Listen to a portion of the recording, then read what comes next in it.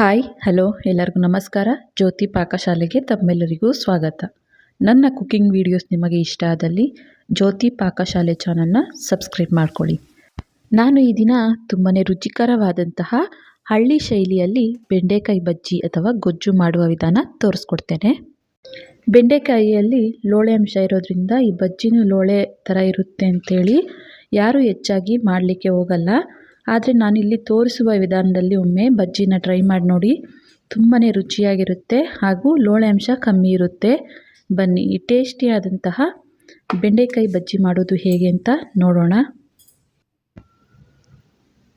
ನಾನಿಲ್ಲಿ 100 gram 150 gram ಆಗುವಷ್ಟು ಬೆಂಡೆಕಾಯಿನ ತಗೊಂಡಿದ್ದೇನೆ.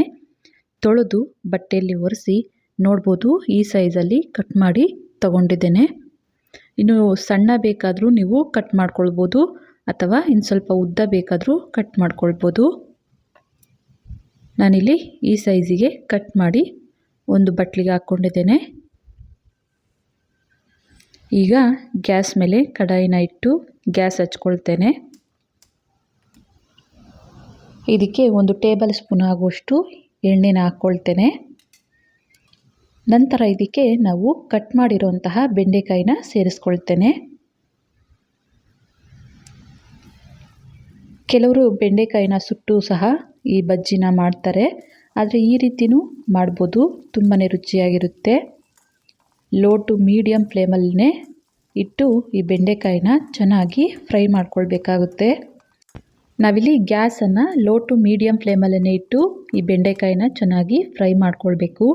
ಗ್ಯಾಸನ್ನು ಹೈ ಫ್ಲೇಮಲ್ಲಿಟ್ಟು ಬೆಂಡೆಕಾಯಿನ ಫ್ರೈ ಮಾಡಲಿಕ್ಕೆ ಹೋದರೆ ಕಲರ್ ಬೇಗ ಬರ್ತವೆ, ಲೋಳೆ ಅಂಶ ಕಮ್ಮಿ ಆಗಲ್ಲ.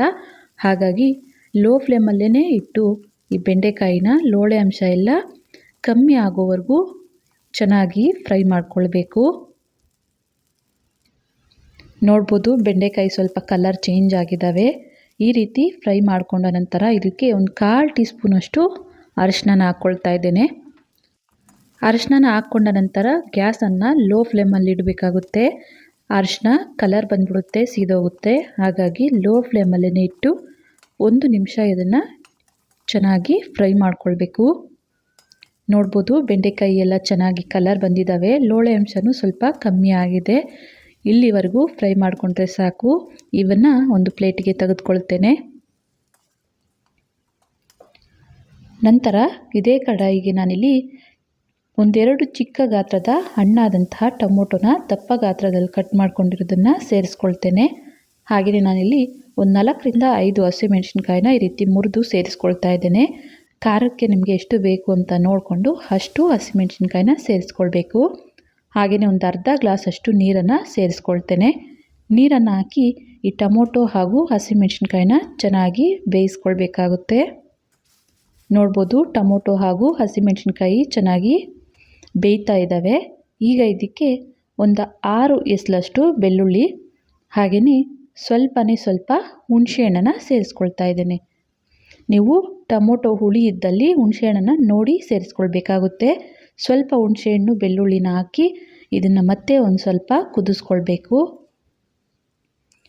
ನೋಡ್ಬೋದು ಈ ರೀತಿ ನೀರೆಲ್ಲ ಸ್ವಲ್ಪ ಡ್ರೈ ಆಗೋವರೆಗೂ ಕುದಿಸ್ಕೊಳ್ಬೇಕಾಗುತ್ತೆ. ಇಷ್ಟು ಕುದಿಸ್ಕೊಂಡ್ರೆ ಸಾಕು. ಟೊಮೊಟೊ ಚೆನ್ನಾಗಿ ಸಾಫ್ಟ್ ಆಗಿದ್ದಾವೆ, ಬೆಳ್ಳುಳ್ಳಿ ಹಸಿಮೆಣಸಿನ್ಕಾಯಿ ಎಲ್ಲ ಬೆಂದಿದ್ದಾವೆ. ಗ್ಯಾಸನ್ನು ಆಫ್ ಮಾಡ್ಕೊಳ್ತೇನೆ. ಇದನ್ನು ಸ್ವಲ್ಪ ತಣ್ಣಗಾಗಲಿಕ್ಕೆ ಬಿಡೋಣ. ನೋಡ್ಬೋದು ಬೇಯಿಸ್ಕೊಂಡಿರುವಂತಹ ಟೊಮೊಟೊ ಹಾಗೂ ಹಸಿಮೆಣಸಿನ್ಕಾಯಿ ಮಿಶ್ರಣ ತಣ್ಣಗಾಗಿದೆ. ಇದನ್ನು ಈಗ ಮಿಕ್ಸಿ ಜಾರಿಗೆ ಸೇರಿಸ್ಕೊಳ್ತೇನೆ.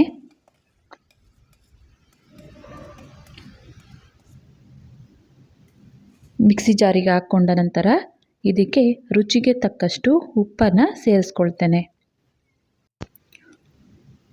ಉಪ್ಪನ್ನು ಹಾಕ್ಕೊಂಡ ನಂತರ ಇದನ್ನು ಪಲ್ಸ್ ಮೋಡಲ್ಲಿ ಆನ್ ಮಾಡಿ ಆಫ್ ಮಾಡಿದ್ರೆ ಸಾಕು. ತರಿಯಾಗಿ ರುಬ್ಕೊಳ್ಬೇಕು. ನೋಡ್ಬೋದು ಈ ರೀತಿಯಾಗಿ ರುಬ್ಕೊಳ್ಬೇಕಾಗುತ್ತೆ.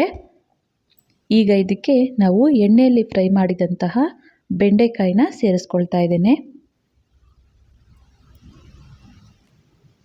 1 ಈರುಳ್ಳಿನ ಸಣ್ಣದಾಗಿ ಕಟ್ ಮಾಡ್ಕೊಂಡಿರೋದನ್ನು ಸೇರಿಸ್ಕೊಳ್ತೇನೆ. ಈರುಳ್ಳಿನ ಹಾಕಿ ಪಲ್ಸ್ ಮೋಡಲ್ಲೇ ಇದನ್ನು ಸಹ ಆನ್ ಮಾಡಿ ಆಫ್ ಮಾಡೋದು. 1-2 ಸರಿ ಅದ ರೀತಿ ರುಬ್ಕೊಂಡ್ರೆ ಸಾಕು. ಜಾಸ್ತಿ ನುಣ್ಣಗೆ ರುಬ್ಬಲಿಕ್ಕೆ ಹೋಗಬಾರ್ದು. ನೋಡಿ ಈ ರೀತಿಯಾಗಿ ತರಿಯಾಗಿ ಇನ್ನೂ ಬೇಕಾದಲ್ಲಿ ಇನ್ನೂ ತರಿಯಾಗೇ ರುಬ್ಕೊಳ್ಬೇಕಾಗುತ್ತೆ. ನೋಡಿ ಈ ರೀತಿಯಾಗಿ ತರಿಯಾಗೇ ಇರಬೇಕು. ಈ ಬಜ್ಜಿನ ನಾವು ಒರಳ್ಕಲ್ಲಲ್ಲಿ ಮಾಡೋದಿದ್ರೆ ಟೇಸ್ಟ್ ಇನ್ನೂ ಚೆನ್ನಾಗಿರುತ್ತೆ. ನೋಡಿ ಈಗ ಇದಕ್ಕೆ ಸಣ್ಣದಾಗಿ ಕಟ್ ಮಾಡಿರುವಂತಹ ಕೊತ್ತಂಬರಿ ಸೊಪ್ಪನ್ನು ಸೇರಿಸ್ಕೊಳ್ತೇನೆ. ಕೊತ್ತಂಬರಿ ಸೊಪ್ಪನ್ನು ಹಾಕಿ ಇದನ್ನು ಮಿಕ್ಸ್ ಮಾಡ್ಕೊಳ್ಳೋಣ. ಬದನೆಕಾಯಿ ಬಜ್ಜಿ, ಹೀರೆಕಾಯಿ ಬಜ್ಜಿ ಅಂತೆಲ್ಲ ಮಾಡಿರ್ತೀರ, ಆದರೆ ಈ ರೀತಿ ಬೆಂಡೆಕಾಯಿನ ಬಳಸಿ ಒಮ್ಮೆ ಬಜ್ಜಿನ ಟ್ರೈ ಮಾಡಿ. ಪದೇ ಪದೇ ಮಾಡ್ಕೊಳ್ತೀರಾ, ಅಷ್ಟು ಟೇಸ್ಟಿಯಾಗಿರುತ್ತೆ. ಮುದ್ದೆಗೆ, ಅನ್ನಕ್ಕೆ, ರೊಟ್ಟಿಗೆ, ಚಪಾತಿಗೆ ಯಾವುದರ ಕಾಂಬಿನೇಷನ್ ಆದರೂ ತುಂಬಾ ಟೇಸ್ಟಿಯಾಗಿರುತ್ತೆ. ನೋಡ್ಬೋದು ಬೆಂಡೆಕಾಯಿ ಬಜ್ಜಿ ರೆಡಿ ಆಯಿತು. ಇದನ್ನು ಒಂದು ಬಟ್ಲಿಗೆ ಸರ್ವ್ ಮಾಡ್ತೇನೆ. ನೋಡಿದ್ರಲ್ಲ, ಸಿಂಪಲ್ಲಾಗಿ ಟೇಸ್ಟಿಯಾದಂತಹ ಬೆಂಡೆಕಾಯಿ ಬಜ್ಜಿ ಮಾಡುವ ವಿಧಾನ. ಇದು ಮುದ್ದೆಗೆ, ಚಪಾತಿಗೆ, ಅನ್ನಕ್ಕೆ ತುಂಬಾ ಟೇಸ್ಟಿಯಾಗಿರುತ್ತೆ. ಹಳ್ಳಿ ಶೈಲಿಯ ಅಡುಗೆಗಳು ಅಂದರೆ ಯಾರಿಗೆ ತಾನೇ ಇಷ್ಟ ಇರಲ್ಲ ಹೇಳಿ. ನಮ್ಮ ಮನೆಯಲ್ಲಂತೂ ಎಲ್ಲರಿಗೂ ತುಂಬಾ ಇಷ್ಟ ಆಗುತ್ತೆ ಹಳ್ಳಿ ಶೈಲಿಯ ಅಡುಗೆಗಳು. ಹಳ್ಳಿ ಶೈಲಿಯ ಅಡುಗೆಗಳು ಅಂದರೆ ಒಬ್ಬೊಬ್ಬರು ಒಂದೊಂದು ವಿಧಾನದಲ್ಲಿ ಮಾಡ್ತಾರೆ. ನಾನು ಯಾವ ವಿಧಾನದಲ್ಲಿ ಮಾಡ್ತೀನಿ ಅಂತ ನಿಮ್ಮ ಹತ್ರ ಶೇರ್ ಮಾಡ್ಕೊಳ್ತೇನೆ. ನಮ್ಮ ಚಾನಲ್ನಲ್ಲಿ ನೋಡ್ಬೋದು, ಉಪ್ಸಾರು, ಹೀರೆಕಾಯಿ ಬಜ್ಜಿ, ಬದನೆಕಾಯಿ ಬಜ್ಜಿ ಅಂತಲೇ ಹಳ್ಳಿ ಶೈಲಿಯ ಅಡುಗೆಗಳೇ ಹೆಚ್ಚಾಗಿ ಶೇರ್ ಮಾಡ್ಕೊಂಡಿದ್ದೇನೆ. ಯಾರಿಗೆಲ್ಲ ಹಳ್ಳಿ ಶೈಲಿಯಲ್ಲಿ ಅಡುಗೆಗಳು ಇಷ್ಟ ಅಂತ ಕಮೆಂಟ್ ಮಾಡಿ. ಈ ರೆಸಿಪಿ ನಿಮಗೆ ಇಷ್ಟ ಆದಲ್ಲಿ ಒಂದು ಲೈಕ್ ಮಾಡಿ. ಯಾರೆಲ್ಲ ಸಬ್ಸ್ಕ್ರೈಬ್ ಮಾಡ್ಕೊಳ್ತೇ ವಿಡಿಯೋ ನೋಡ್ತಿದ್ದಲ್ಲಿ ಪ್ಲೀಸ್ ಸಬ್ಸ್ಕ್ರೈಬ್ ಮಾಡ್ಕೊಳ್ಳಿ. ಈ ವಿಡಿಯೋ ಹೇಗನ್ನಿಸ್ತು ಅಂತ ಕಮೆಂಟ್ ಮಾಡಿ. ಈ ವಿಡಿಯೋ ಇಷ್ಟ ಆದಲ್ಲಿ ನಿಮ್ಮ ಫ್ರೆಂಡ್ಸ್ ಆ್ಯಂಡ್ ಫ್ಯಾಮಿಲಿ ಮೆಂಬರ್ಸ್ಗೆ ಈ ವಿಡಿಯೋನ ಶೇರ್ ಮಾಡಿ. ಧನ್ಯವಾದಗಳು.